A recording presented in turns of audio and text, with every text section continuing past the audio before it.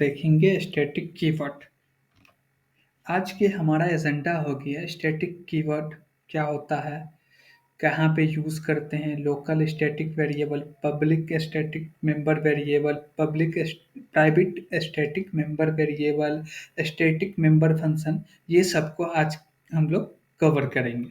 चलिए तो हम लोग सबसे पहले देखते हैं कि स्टैटिक कीवर्ड हम लोग कहाँ कहाँ यूज़ करते हैं। हम लोग सी प्लस प्लस में स्टैटिक कीवर्ड 3 जगह पे यूज़ करते हैं। एक यूज़ करते हैं हम लोग लोकल स्टैटिक वेरिएबल, और दूसरा यूज़ करते हैं स्टैटिक मेंबर वेरिएबल, और तीसरा स्टैटिक मेंबर फंक्शन के रूप में हम लोग यूज़ करते हैं सी प्लस प्लस में। अब हमको पहले देखना है स्टैटिक लोकल वेरिएबल क्या होता है। अभी जैसे कि हम लोग देख सकते हैं कि F1 एक फंक्शन है, इसके अंदर हम लोग दो वेरिएबल बनाए, एक लोकल वेरिएबल बनाए और दूसरा लोकल स्टैटिक वेरिएबल बनाए। ठीक, लोकल वेरिएबल x है जिसके अंदर हम लोग जीरो रखे और स्टैटिक वेरिएबल में बाय डिफॉल्ट जीरो रहता, तो इसलिए हम लोग कुछ भी असाइन उसमें नहीं किए।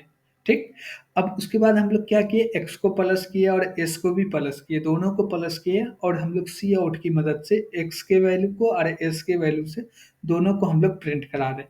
जब हम लोग कॉल कर रहे हैं यहाँ पे F1, यानी कि फर्स्ट टाइम कॉल कर रहे हैं, तो s का वैल्यू 1 है और x का वैल्यू भी 1 है। जब हम दूसरी टाइम कॉल कर रहे हैं, तो जब दूसरी टाइम कॉल करेंगे तो s को मेमोरी नहीं मिलेगा। क्यों?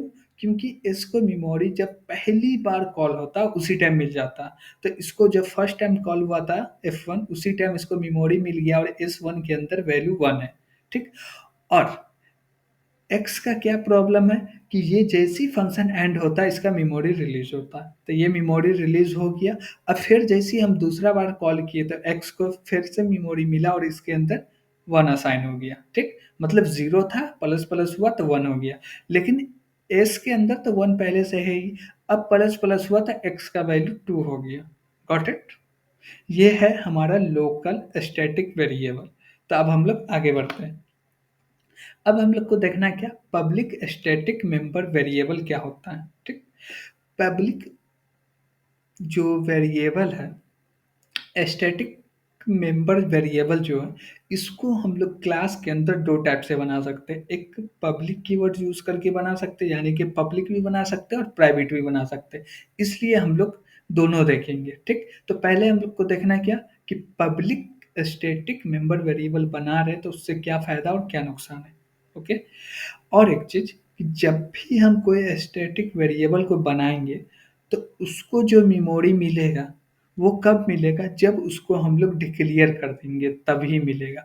और डिक्लेयर हम लोग यहाँ पे किए हुए इंट आइटम स्कोप रेजोल्यूशन के असाइन जीरो, हम लोग चाहे तो यहाँ पे असाइन कर सकते हैं, चाहे तो नहीं कर सकते, लेकिन यहाँ पे क्लास के अंदर हम लोग असाइन नहीं करते। जैसे यहाँ पे के है स्टैटिक मेंबर वेरिएबल, यहाँ पे हम लोग असाइन नहीं करते। असाइन कहाँ करते हैं, जहाँ पे डिक्लेयर करते हैं वहां पे। ठीक, और ये एक बार डिक्लेयर हुआ तो क्लास के अंदर पूरे क्लास में स्टैटिक वेरिएबल को एक ही टाइम मेमोरी मिलता है, यानी कि एक ही मेमोरी मिलता है। जैसे कि ये के अंदर अभी जीरो असाइन है। ठीक, अब यहाँ क्या हुआ कि एक इसके अंदर हम लोग दो वेरिएबल बनाए हैं जो कि लोकल वेरिएबल, जिसको हम लोग बोलते हैं instance member variable. Got it? अब हम लोग यहाँ पे असाइन किए हैं, यहाँ पे असाइन क्या कर रहे हैं, आई वन डॉट ए के अंदर 10 असाइन किया तो इसके अंदर चला गया। ठीक, लेकिन ये जो वेरिएबल है इसको हम लोग दो तरीके से एक्सेस कर सकते हैं। जब हम लोग इसको पब्लिक बनाएंगे तब कैसे, एक ऑब्जेक्ट का नाम लिखेंगे, कोई भी ऑब्जेक्ट हो, नाम लिखेंगे, डॉट लगा के ये के को हम लिख देंगे, उसको कॉल करके उसके वैल्यू को हम लोग एक्सेस कर सकते हैं। दूसरा, क्लास नेम और स्कोप रेजुलेशन, और स्कोप रेजोल्यूशन और स्टैटिक वेरिएबल का नाम लिख करके हम लोग दो तरीके से इसको एक्सेस कर सकते हैं। चलिए तो इसका हम लोग थोड़ा प्रैक्टिकल भी देख लेते हैं। जैसे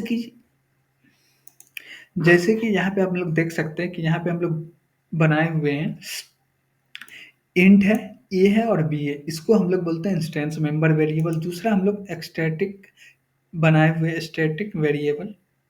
स्टैटिक मेंबर वेरिएबल बोलते हैं यहाँ पे इसको। यहाँ पे हम लोग बना हुए हैं के अंदर यहाँ पे जीरो हम लोग बाय डिफॉल्ट असाइन किए उसको। अब यहाँ पे हम लोग क्या कर रहे हैं, ये क्या है, ये जो है पब्लिक है। पब्लिक है तो हम लोग इसको ऐसे एक्सेस कर सकते हैं। तो हम लोग पहले क्या करें, कोई भी ऑब्जेक्ट यानी कि आई I2 के अंदर I2 डॉट ए के अंदर हम लोग असाइन कर दिए 10। ओके।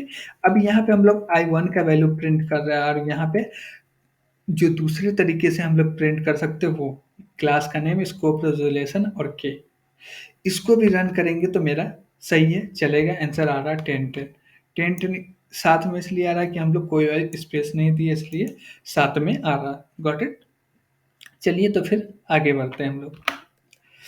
अब यहाँ पे देख ले, static member variable needs to define outside the class body. जो कि हम लोग अभी थ्योरी बोले वही यहाँ पे थ्योरी लिखा हुआ। आप लोग वीडियो को पॉज करके इसको नोट कर ले या पढ़ ले अच्छे से। ओके। चलिए आगे बढ़ते हैं। अब हम लोग को देखना है क्या, प्राइवेट स्टैटिक मेंबर वेरिएबल वो क्या होता है।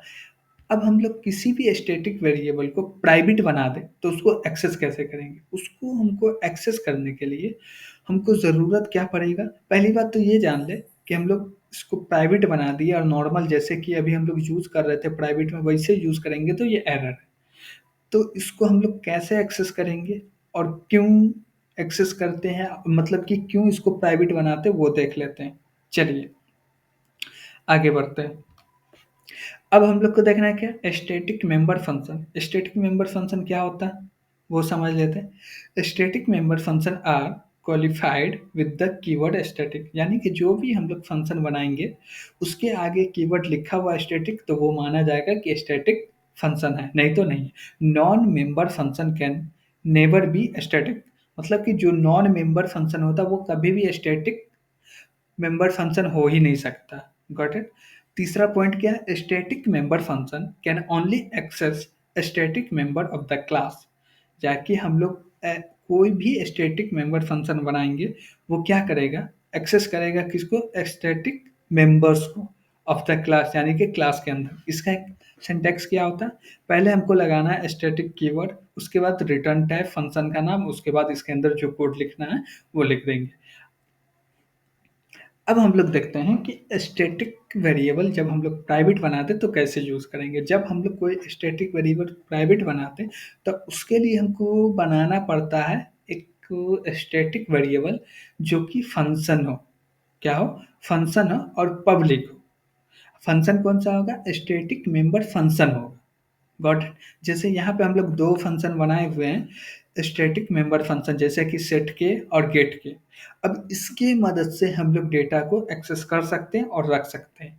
अब मान लीजिए कि हमको ये बनाने का ज़रूरत कब पड़ता है, प्राइवेट में जो बना रहे हैं और क्या बोलते हैं कि हम लोग स्टैटिक वेरिएबल को कब बनाएंगे और स्टैटिक फंक्शन को कब बनाएंगे। स्टैटिक फंक्शन को हम लोग तब बनाएंगे जब हम लोग स्टैटिक वेरिएबल बना रहे हैं और वो प्राइवेट है, तब हमको स्टैटिक फंक्शन की ज़रूरत पड़ेगी, यानी कि static member function. Got it. और स्टैटिक मेंबर वेरिएबल क्यों बनाते हैं, मान लीजिए कि एक बैंक है। ओके। अब बैंक का नाम जो है, बैंक का नाम, सब जितना लोग हैं, मतलब जितना अकाउंट खुलवाया सबका बैंक का नाम सेम होगा, तो वो जो बैंक का नेम होगा उसको हम लोग स्टैटिक वेरिएबल बना सकते हैं। क्यों, क्योंकि पूरे बैंक में जितना अकाउंट होगा सब पे एक ही एक क्या बोलते हैं खाता नेम होगा, यानी कि बैंक नेम होगा, इसलिए उसको स्टैटिक बना रहे हैं। यानी कि हर ऑब्जेक्ट के लिए चेंजेबल वैल्यू हो तो उसको हम लोग इंस्टेंस मेंबर वेरिएबल बनाएंगे, और हर ऑब्जेक्ट के लिए सेम प्रॉपर्टी हो तो उसको हम लोग क्या बनाएंगे, स्टैटिक बना देंगे। Got it. इसको भी हम लोग रन करके देख लेते हैं। अब उसको रन करने के लिए थोड़ा सा इसमें हमको चेंज करना पड़ेगा, जो कि हम लोग कर रहे हैं कोड में चेंज। अब हम लोग क्या किए, दो फंक्शन बना दिए, एक सेटर एक गेटर।